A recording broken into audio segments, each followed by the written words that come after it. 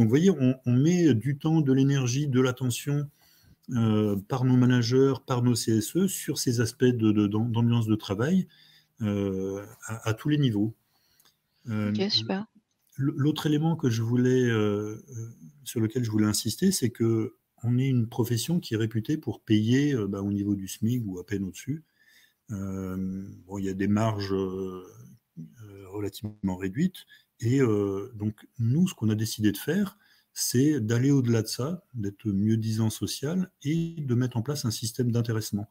Donc, on a mis en place dès la deuxième année, en fait, la première année, on a élu les délégués du personnel dans nos premiers restaurants.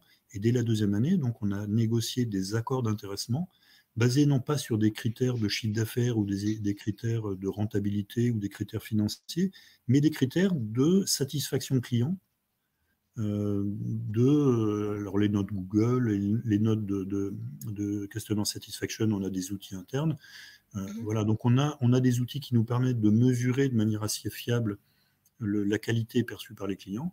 Et voilà, on met une note, on met une note, alors il faut que ça soit un tout petit peu motivant, donc on ne met pas une note ras des pâquerettes, on met une note, alors vous connaissez les notes Google, les restos sont évalués, un resto qui a une note de 3, 3,5, bah, franchement, c'est pas folichon. Nous, nos restos sont tous au niveau de 4 ou au-dessus de 4. Et bien pour notre système d'intéressement, on fait une note à 3,7 ou 3,8. Donc si on bosse correctement, on est sûr d'avoir un niveau correct d'intéressement. Et si on bosse bien, ben, on a 100%. Et ça nous permet de payer plus d'un demi-13e mois à nos salariés en fin d'année, ce qui n'est pas fait du tout dans la profession.